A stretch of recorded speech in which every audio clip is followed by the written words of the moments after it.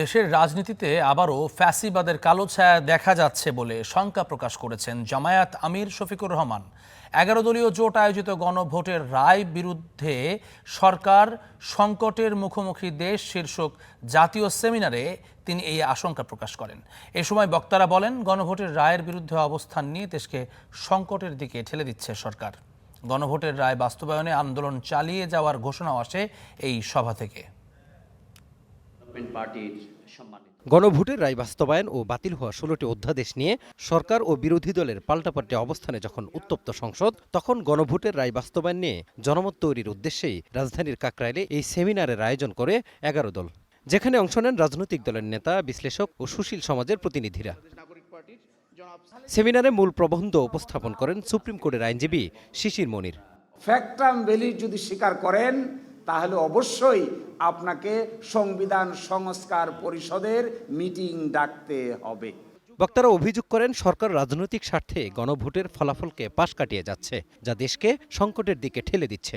যে গণভোটকে আপনার আইনি ভিত্তি দিতে বর্তমানে যারা সংসদে গেছেন তাদের অনেক অনীহা দেখা যাচ্ছে, এবং এই অনীহাটার ভিতরে একটা জিনিস আছে যে আমাদের যিনি স্বরাষ্ট্রমন্ত্রী, তিনি কিন্তু আপনার বিভিন্ন সাংবিধানিক আইনকে উনি নিয়ে আসতেছেন সামনে।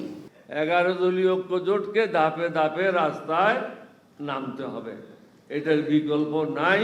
সেমিনার গোল টেবিলের আলোচনার দিকে নজর দিন। আপনাদের বাইরে আছে এক বিরাট বাংলাদেশ, সেই বাংলাদেশ বলছে আপনাদের এখন রিয়ালাইজ করার সময় হয়েছে। সেমিনারে বিরোধী দলীয় চিফ হুইপ বলেন, জুলাই সনদ বাস্তবায়ন নিয়ে চলমান সংকট সরকার তৈরি করেছে এবং এর সমাধানও তাদেরকেই করতে হবে। অন্তর্বর্তী সরকারের গত 1.5 বছরে যেই জিনিসটা আমরা আলাপ করেছি, এখন আমাদেরকে ঠিক সেই বিষয় নিয়ে কথা বলতে হচ্ছে, সেই বিষয় নিয়ে আলাপ করতে হচ্ছে, সেই বিষয় নিয়ে আবারও আন্দোলনের প্রস্তুতি নিতে হচ্ছে। জুলাইয়ের বিরুদ্ধে অবস্থান নিয়ে সরকার পার পাবে না বলে হুঁশিয়ারি দেন বিরোধী দলীয় নেতা।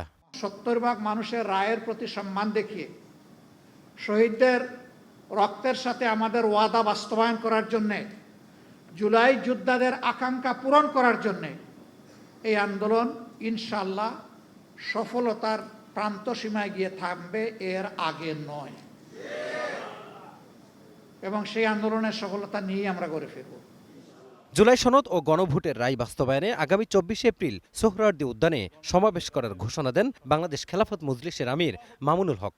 Mazharul Islam, star news, Dhaka.